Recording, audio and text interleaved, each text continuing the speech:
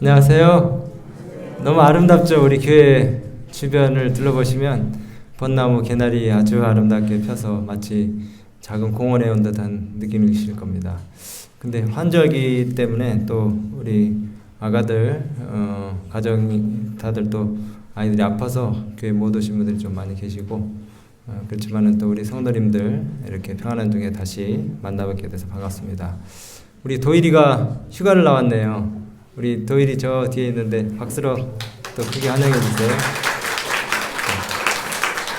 근데 아이들이 점점 커가니까 군대 들어오고 나가는 우리 청년들이 많습니다. 저희 아들도 지난주에 제대를 했는데 이제 진서가 또 5월달에 오고 아마 또 얘네들이 제대를 하면은 또 우리 윤호하고 또 재현이가 군대를 가겠죠. 네. 어쨌든 우리 자녀들이 커가는 모습을 또 보니까 아주 기특하고 또 대견하고 좋습니다. 오늘은 주 예수 그리스도의 말씀과 경건에 관한 교훈에 창념하라라고 하는 그런 제목으로 말씀의 은혜를 나눌까 합니다. 우리 아까 성경 봉독을 해주셨지만 디모데전서 6장 3절로 9절의 말씀을 다시 한번 보도록 하겠습니다. 하나님의 귀한 말씀 디모데전서 6장 3절로 9절입니다. 제가 한 번 더 읽어드릴게요. 디모데전서 6장 3절로 9절입니다. 누구든지 다른 교훈을 하며 바른 말 곧 우리 주 예수 그리스도의 말씀과 경건에 관한 교훈에 창념치 아니하면 저는 교만하여 아무것도 알지 못하고 변론과 언쟁을 좋아하는 자니 이로써 투기와 분쟁과 회방과 악한 생각이 나며 마음이 부패해지고 진리를 잃어버려 경건을 이익의 재료로 생각하는 자들의 다툼이 일어나느니라. 그러나 지족하는 마음이 있으면 경건이 큰 이익이 되느니라. 우리가 세상에 아무것도 가지고 온 것이 없음에 또한 아무것도 가지고 가지 못하리니 우리가 먹을 것과 입을 것이 있은즉 족한 줄로 알 것이니라. 부하려 하는 자들은 시험과 올무와 여러 가지 어리석고 해로운 정욕에 떨어지나니 곧 사람으로 침륜과 멸망에 빠지게 하는 것이라. 아멘. 우리가 말은 그리스도인이라고 하지만 예수 그리스도의 말씀과 경건에 관한 교훈에 창념치 아니하면 어떻게 된다고요? 교만해지기 쉽고 투기와 분쟁과 언쟁과 회방과 악한 생각을 하기 쉽게 된다고 말합니다. 그리고 5절에 보니까 마음이 부패해지고 경건을 이익의 재료로 삼는 진리를 잃어버리면 다툼이 일어날 뿐만이 아니라 마음이 썩고 진리를 잃어버려서 종교를 한낱 이득의 수단으로 생각하는 사람들 사이에 분쟁과 싸움이 끊이지 않게 된다고 그렇게 말씀하고 있어요. 물질 만능주의 시대에 경건을 이익의 재료로 삼는 자들이 엄청나게 많습니다. 바울 디모데 시대나 오늘날이나 현세적인 유익만 추구하는 자들, 물질적인 풍요로움에 도취된 자들이 참 많아요. 참 그리스도인이기보다는 성공한 종교인이 되려고 하는 대형교회 목사들이 많습니다. 그들이 누리는 혜택이 참 많아요. 어마어마해요. 정재계 인사들이 부럽지 않습니다. 자기 교회에 판검사들이 많이 있기 때문에 자기가 부당한 짓을 해도 다 두어를 해줘요. 의사도 많습니다. 고급 세단 관용차에 어떤 S교회는, 서울에 있는 교회는 목사님 한 달 월급이 2억 8천만 원인데 그 판공비가 10억 원이래요. 자녀 유학까지 시켜주고 아니 부럽다는 거 아닙니다. 예. 심지어는 자녀들이 마약을 해가지고 깜빵에 들어갔는데도 그 인맥이 다 있기 때문에 그 아이들을 갖다가 또 풀어주고 판공비로 그 면회도 가고. 옛날에 서울에 있는 세계 제일로 큰 교회 그 목사님의 아들이 어떤 그 기독교 신문 회장이었잖아요. 조세 포탈을 해가지고 횡령 등으로 50억 벌금을 맞았어요. 근데 그 벌금을 누가 물어줍니까? 당회장 아버지가 다 물어줘요.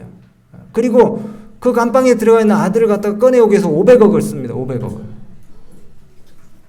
세 아들은 다 다 군대 면제를 시켰어요. 그러니까 이 목회직을 갖다가 세습하려고 하는 그런 목사들이 있어요. 저는 뭐 관심도 없고 잘 모르지만은 저희 아이들이 또 차에 오면서 하는 얘기가 요즘 뭐 글로리라고 하는 그 넷플릭스에서 드라마가 유행한다네요. 거기에 그 목사 딸이 엄청나게 왕따를 시키고 뭐 갑질을 하는 그런 역으로 나온다나. 그렇더라고요. 그래서 또 기독교가 또 그것 때문에 욕을 얻어먹거든요. 결국 자기가 누리고 있는 것, 가진 것에 만족하지 못해서 더 큰 소유, 더 큰 권한, 영향력을 행사하려고 합니다. 그리고 그것을 대를 이어서 유지하려고 하는 것이. 이것 때문에 여기 말씀처럼 변론과 언쟁과 투기와 분쟁과 해방과 악한 생각이 나고 마음이 부패해져서 진리를 잃어버리고 그저 경건이 뭡니까? 경건이 뭐예요? 하나님과 같은 품성을 갖는 것 아닙니까? godliness. 하나님과 같은 품성을 갖게 되기보다는 경건을 무슨 수단으로 이용한다고요? 돈벌이 수단으로 이용해. 돈벌이 수단으로 이익의 재료로 사용한다는 것입니다. 주 예수 그리스도의 말씀과 경건에 관한 교훈에 창념치 아니해서 그것에 대해 관심이 없어져서 위선적인 신앙인이 된다는 것이에요. 인문학적인 설교를 토크쇼 하듯이 재밌게 하고 예배 중에 가요도 부르고 화려한 의식, 요란한 월십 댄스, 그 다음에 방언도 하고 신유의 기적이 일어나는 것처럼 사람들을 갖다가 놀라게 하면서 속임수도 쓰고 굵직한 부동산을 매입해가지고 사람들이 혹할 만한 큰 건물을 지어놓고 종교 비즈니스를 하는 것입니다. 결국 이렇게 경건을 이익의 재료로 삼는 자들이 진리를 잃어버릴 뿐만이 아니라 다툼과 변론과 언쟁과 투기와 분쟁을 일으켜요. 그래서 목사와 신자들이 막 서로 싸우면서 법정에 가고 소송에 휘말리고 맞고소를 하고, 근데 이게 종교 지도자들만의 이야기가 아닙니다. 이 말씀은 모든 그리스도인들에게 주시는 말씀이에요. 모든 그리스도인들이 교훈을 얻게 하기 위해서 바울 사도가 성령의 감동하심을 받아서 우리에게 주신 말씀입니다. 우리가 참 안분자족하기 어려운 세상에 살고 있습니다. 안분자족하기 어려운 그런 나라에 우리가 살고 있어요. 우리 김삼진 선생님이 저한테 카톡으로 좋은 글들을 참 많이 보내주시는데 제가 가끔 참고를 합니다. 오늘은 우리 김삼진 선생님께서 보내주신 글 중에서 재밌는 글 하나를 소개해드리려고 그래요. 그 제목이 이겁니다. 세계에서 가장 자랑스러운 대한민국. 근데 이제 그 뒤에 반전이 있어요. 여러분, 대한민국의 국민이 시민이 된 것에 대해서 좀 자부심을 가지시게 되기 바랍니다. 우리 대한민국은요, 전자공업이 지금 세계 제1위로 발전한 나라예요. 냉장고, TV, 세탁기, 에어컨, 청소기, 가전제품 전 세계 40%를 대한민국 제품이 차지하고 있습니다. 메이드 인 코리아. 사회생활 서비스망이 세계 최고로 발전된 나라입니다. 인터넷이 얼마나 빠른지 몰라요. 집집마다 자가용은 물론 시장, 교통, 편의점, 마트, 지하철 모두 다 세계 최고입니다. 세계 자동차 생산국 5위 안에 들어가는 나라예요. 프랑스, 이탈리아, 영국, 일본. 프랑스 빠지네요. 미국, 일본, 영국, 이탈리아, 그리고 한국. 야, 진짜 자동차 진짜 잘 만들어요. 현대, 기아, 대우, 쌍용 너무 잘 만듭니다.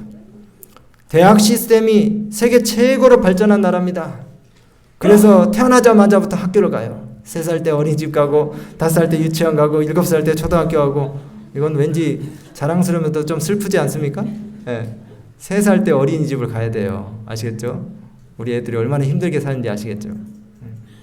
15살 고등학교 국가 부담으로 의무교육을 받습니다.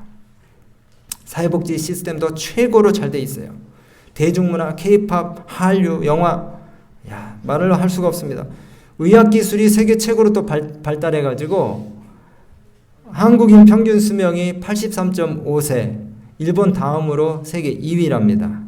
치안도 너무 잘 돼 있죠. 그래서 한국에 살고 있는 외국인 여성들이 세계에서 가장 살기 좋은 나라 1위로 꼽은 나라가 한국이래요. 한국. 이제는 이민 가는 게 아니라 옛날에 20년, 30년 전 이민 간 사람들이 역이민을 오고 싶어 합니다. 근데 여기 엄청난 반전과 역설이 있습니다. 세계에서 가장 자랑스러운 대한민국이라는 이름표 뒷면에 세계에서 가장 멍청한 대한민국이라는 이름이 있어요. 왜냐하면요, 자살률 세계 1위, 이혼율 세계 1위, 탈모 대머리 세계 1위. 사기꾼들에게 하나 속아서 이 정신적 스트레스 때문에 탈모가 오나 봐요. 저도 여기 지금 한 움큼 지금 빠졌는데 사기당한 건 아닙니다. 국민 혈세 갖고 자기 이속만 챙기는 정치 사기꾼들 거짓말에 울분을 토하면서 죽일 놈 살릴 놈 삿대질 제일 잘하는 국민 1위.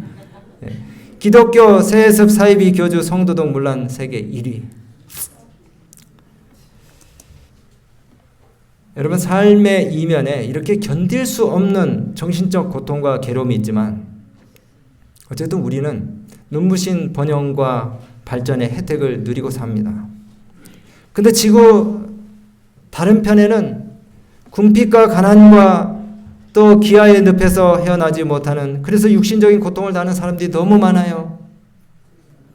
하루 1달러 미만 수입으로 살아가는 사람들이 15억이나 됩니다. 하루 1달러 미만으로 살아가는 사람이 몇 명이라고요? 15억. 저희 아들은 기숙사 식당이 없어가지고 밥을 매서 이제 사 먹어야 되는 형편이 됐는데, 우리 규진이도 마찬가지예요. 한 끼에 5,000원이 밥이 한 끼에 5,000원. 그 제일 싼 겁니다. 한 끼에 5,000원. 근데 하루 1,000원이 없어가지고 못 사는 인구가 15억이라니까요. 한 조각의 빵이, 한 토리의 쌀이 그렇게 소중할 수가 없습니다. 바울 사도는 여기 디모데에게 보내는 권면에서 주 예수 그리스도의 말씀과 경건에 관한 교훈에 창념하라고 당부해요. 그렇게 할 때에 우리 그리스도인들의 삶의 태도와 관점이 바뀌고 우리 마음의 만족과 감사, 그리고 타인에 대한 동정심, 이타심, 너그러운 베품과 나눔의 축복을 우리가 함께 경험할 수 있게 되는 것입니다. 우리 잠깐 기도하겠습니다. 하나님, 우리는 그간 너무 많은 것들을 소유하고 누려왔습니다. 그러면서도 불평과 원망, 그리고 비교의식에 사로잡혀서 우리가 세상에 나올 때에 몸뚱아리 하나 달랑 나와 갈 때도 아무것도 가지고 가지 못할 줄을 알면서 그렇게 아둥바둥하고 살아왔습니다. 오늘 우리가 다음 끼니를 걱정하지 않고 추위를 견딜 두터운 옷 한 벌 이상 입고 다른 사람 식사 한 끼 정도 사줄 여유가 있음에 감사하게 하소서. 날마다 우리의 필요를 공급하시는 은혜로우신 우리 주 예수 그리스도 이름으로 기도드리옵나이다. 아멘. 여러분, 우리가 사는 이 세상에 존재하는 너무나 큰 모순은 한쪽에서 굶어 죽는 사람이 넘쳐나는데 한쪽에서는 음식 쓰레기가 입으로 들어가는 것보다 더 많이 나오고 있다는 사실이에요. 너무 많이 먹어서 병으로 고생하는 사람들이 날로 더해가고 있다는 겁니다. 반 정도 그냥 뚝 떼가지고 나눠주면은 온 세상이 다 건강할 텐데, 그래도 행복지수는 가난한 나라가 더 높더라고요. 너무 많이 가져서 마약하고 유산 싸움하고 고단백 식사로 성인병 걸리고 불행해지는 걸 보면 행복은 물질에 많고 적음에 있는 것이 아닌 것이 분명합니다. 본문 말씀대로 우리가 주 예수 그리스도의 말씀과 경건에 관한 교훈에 창념하게 되면 청빈한 삶이 주는 행복을 맛보게 될 것입니다. 그 첫 번째 축복은 지족하는 마음을 갖게 되는 것입니다. 지족하는 마음. 우리가 가진 것의 크기와 상관없이 우리 속에 만족하고 감사하는 마음을 갖게 되면 이것이 경건에 큰 유익이 된다 그랬어요.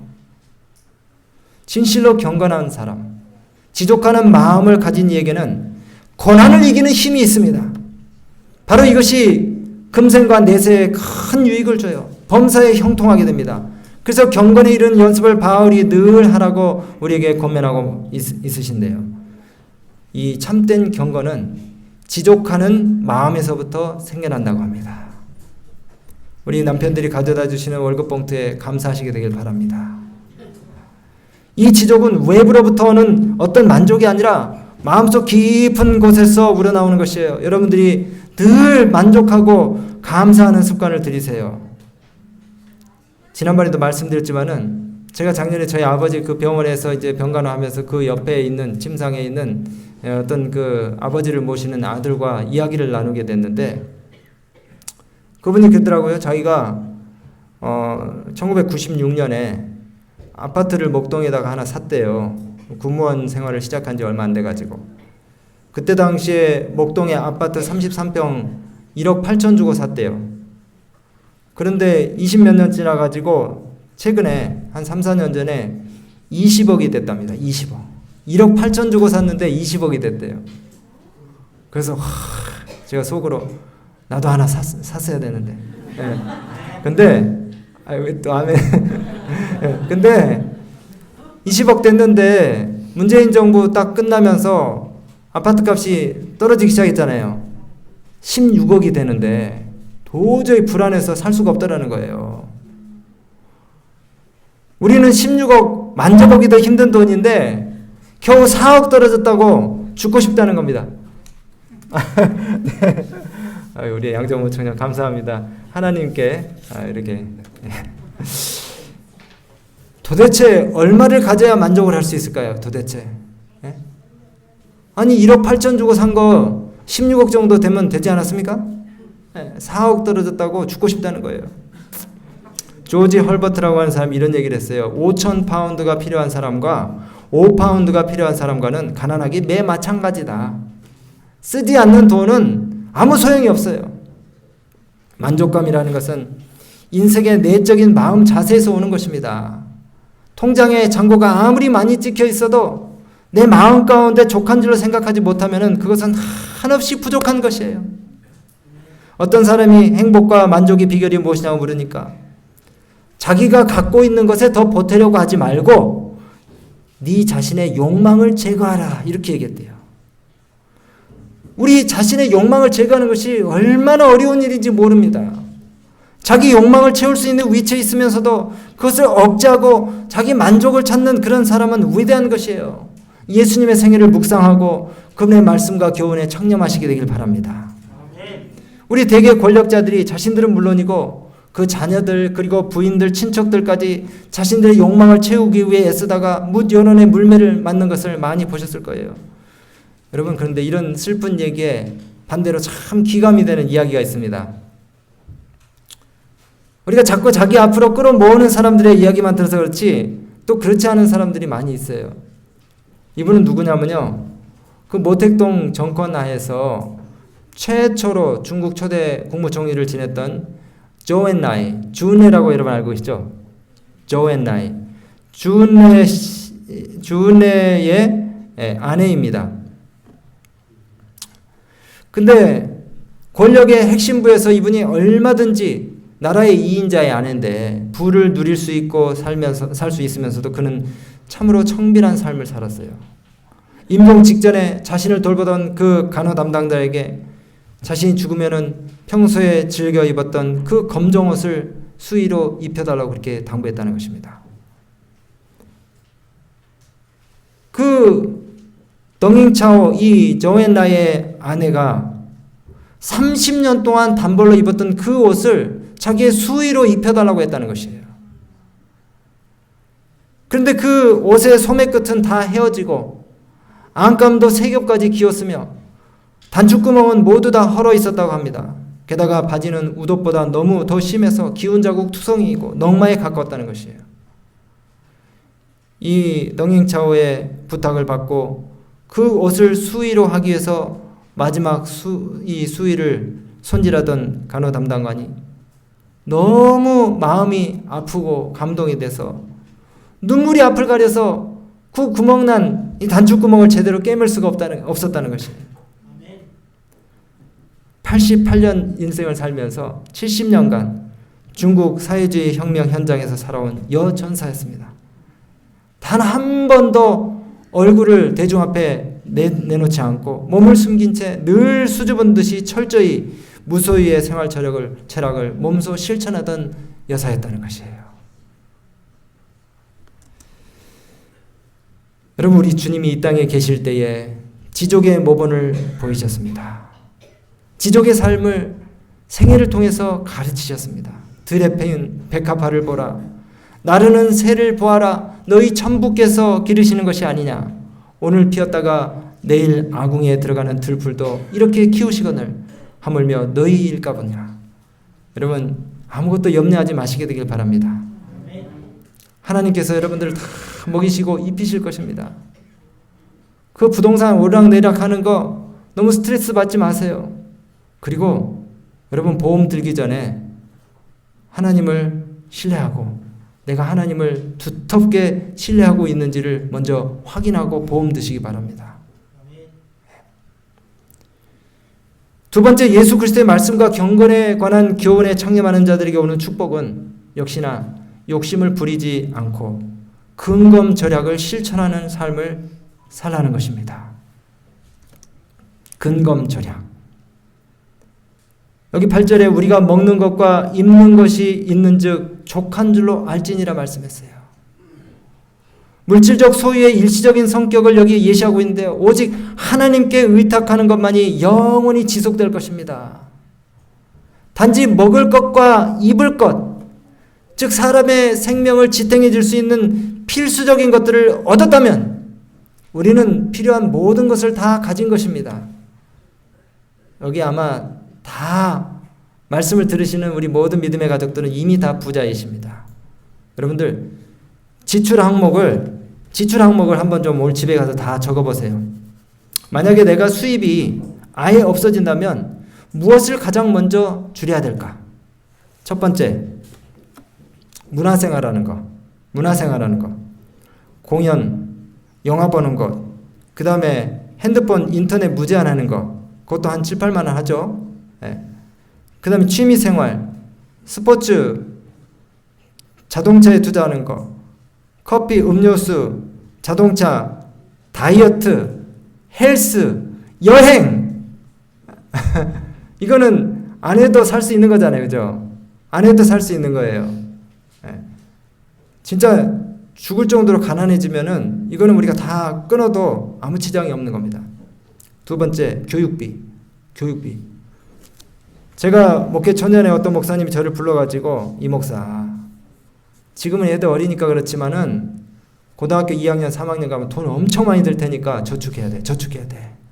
그리고 다른 부수입을 만들어야 돼. 이렇게 얘기를 하더라고요.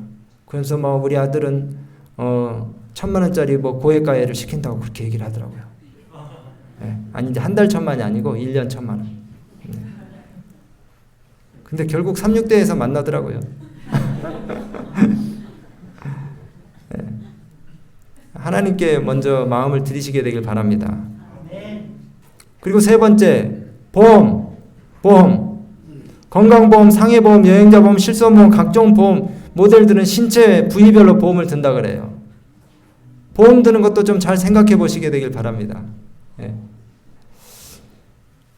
그 다음에 네 번째, 외식. 밥값이 왜 이리 비싼지 몰라요. 식당 하시는 분들 죄송합니다. 근데 우리 교우님들이 하시는 식당은 괜찮은데 밥값이 진짜 너무 비싸요. 그럴 수밖에 없는 게 물가가 다 올랐잖아요. 근데 우리가 외식을 좀 줄이고, 진짜 외식을 하고 싶으면 우리 교우님들이 운영하시는 식당에 가셔서 꼭 하시고, 한 끼 식사 2버릇, 그리고 배움에 약간 투자하는 것, 그 정도면 되지 않겠습니까? 밥보다 차가 더 비싸요. 제가 천명선교사 갔다 와가지고 그 졸업하고 간 그 청년들이 가끔 이제 필리핀에서 나오자마자 만나자고 전화를 해요. 그러면 일부러 모른 척하고 전화 안 받기도 하고, 그 다음에 또 바쁘다는 핑계를 안 나갑니다. 왜냐면 또 나가면은 목사님이니까 또 사줘야 되잖아요. 근데 밥은 사줄 수 있는데 식후에 투 땡땡 플레이스 아니면 또 무슨 스타 땡땡 이런 데 가면은 차값이 밥값보다 더 비싸더라고요. 빵 한 조각에 8,000원, 10,000원 하고. 여러분, 문제는 이 필수적인 것 이상을 갈망하기 시작하면서부터 불행이 옵니다. 불만족스러운 그런 마음이 결코 채워지지 않는 이기심과 경쟁심으로 이게 확대되기 시작해요. 여러분, 하나님과 재물을 동시에 겸하여 섬길 수 없습니다. 근데 근검 절약을 우리가 꼭 해야 되지만 줄이는 것이 목적이 아니고요. 때로는 또 우리가 써야 됩니다. 우리에게 주어진 재화를 가지고 그리스도인 가마를 끼쳐서 복음을 심어주기 위해 선물을 한다든지, 그 다음에 그 사람의 마음 가운데 기쁨을 우리가 심어주기 위해서 우리가 활용할 수 있는 재정을 그런 곳에 가서 쓸 수 있는 것이에요. 그러나 내 이기심을 만족시키고 나의 이 혀를 갖다가 만족시키기 위해서 쓰면은 안 된다는 것이죠. 여러분, 좀 전에 드린 말씀들은 너무 여러분들한테 부담이 될 수도 있지만은 이런 것들 우리가 좀 다 했으면 좋겠어요. 다 우리 어린 아이서부터 모든 분들이 다 좀 실천하면 좋겠습니다.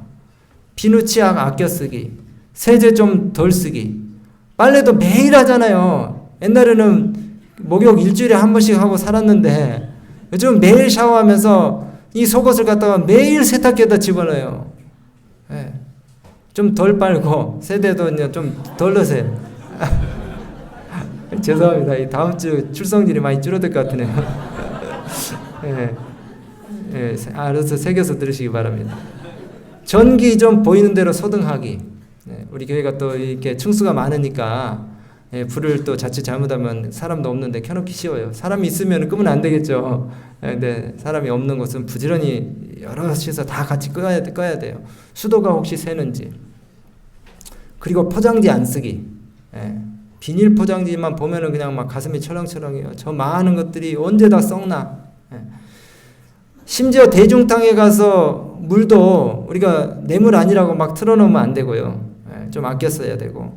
택배 좀 덜 시키시기 바랍니다. 택배 안에 들어있는 그 스펀지하고 뽁뽁이 있잖아요. 그 다음에 종이박스. 진짜 그거 어떻게 하나 모르겠어요. 진짜 도대체. 그 다음에 음식 남겨서 버리지 않기. 오늘 점심 때 음식 꼭 버리지 마시기 바랍니다. 다 드시고 천천히 꼭꼭 씹어서 다 드시기 바랍니다. 화장실 휴지 한 칸만 좀 줄여보세요. 화장실 휴지. 복사용지도 이면지 쓰고 좀 아껴 쓰고. 그 다음에 옷 좀 그만 사기. 아니 이놈의 옷이 떨어지질 않아요. 떨어지질 않아요. 그럼에도 불구하고 이 유행지 나가지고 계속 옷을 바꾸니까 옷장에 옷이 계속 늘어납니다. 여러분, 검소하게 사는 것은 그리스도인의 아름다운 미덕입니다. 그렇게 살도록 하시는 우리 모두가 되시기 바랍니다. 우루과이 대통령이죠. 대통령인데 세계에서 가장 가난한 대통령으로 아주 화제가 됐던 대통령이에요. 대통령이 되었을 때에 2010년 당시에 재산이 2천만 원이 안 됐답니다. 대통령이 2천만 원도 안 됐어요. 부인이 상원 의원인데도 불구하고 월급이 $12,000 정도인데도 월급이 상원 의원 1,400만 원인데 여기에 90%를 사회에다 다 환원을 했대요. 90%를. 참 훌륭하지 않습니까? 이 차 있잖아요, 이거 비틀. 이 차를 갖다가 아랍인가요? 어디 저쪽 중동에 있는 부호가 11억 원에 사겠다고. 저 후진차를 11억 원에 사겠다고 제의를 했는데도 안 팔았대요. 아까워서 안 파는 게 아니라 돈 벌 의사가 없다는 것이죠. 여러분, 오늘을 사는 우리들 어떻습니까? 유행 따라 세월 따라 너무 자주 바뀌는 의상들, 가구들, 자동차들 너무너무 낭비가 심하지 않습니까?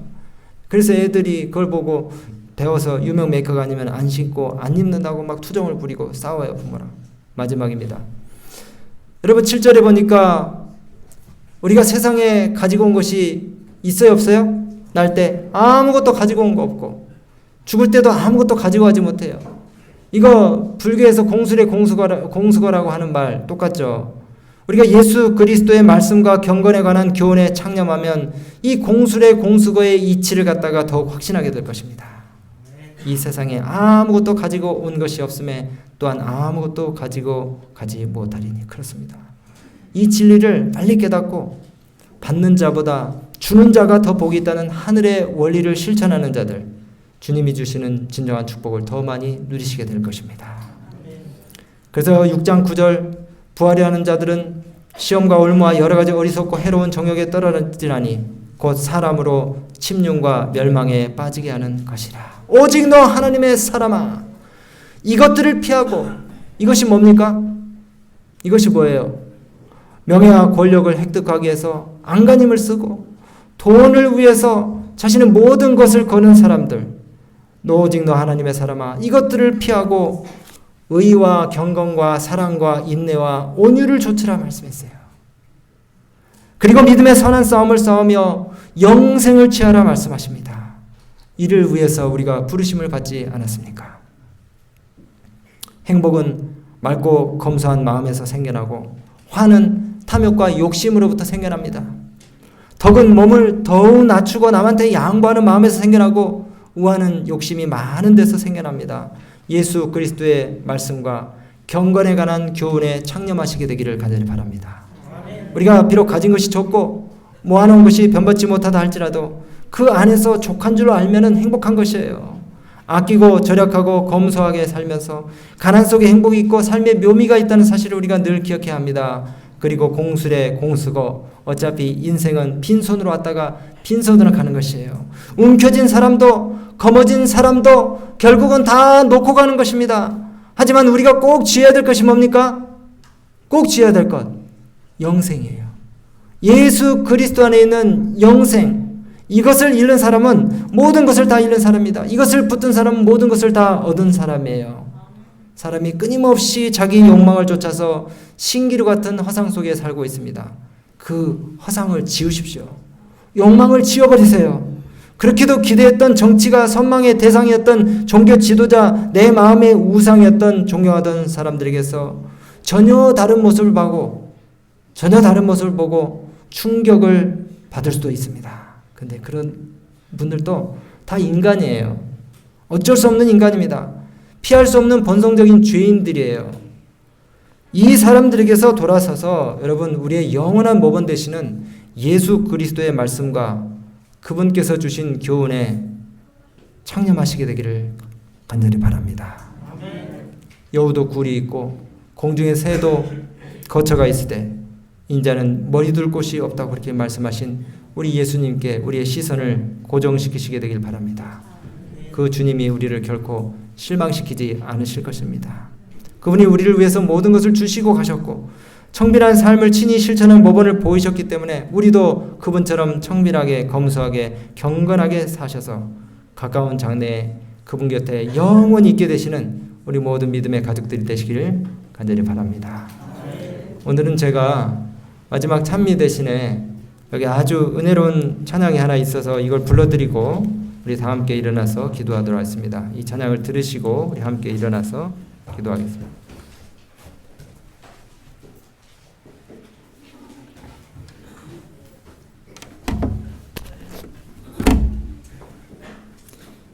가진 것이 많아도 행복하지 않아요. 가진 것이 없어도 행복할 수 있어요. 하나님과 함께하는 시간이 오직 참 행복 참 기쁨이죠. 가진 것이 많아도 감사할 수 있어요. 가진 것이 없어도 감사할 수 있어요. 하나님과 함께하는 시간이 오직 참 행복 참 기쁨이죠. 하나님 함께하는 시간이 내겐 가장 큰 행복이지요. 가진 것 없어도 감사할 수 있어요.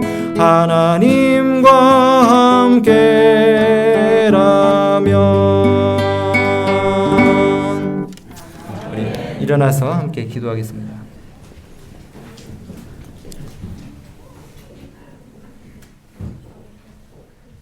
하나님, 우리에게 넘치도록 공급하시고 또 허락하신 은혜를 인하여 감사합니다.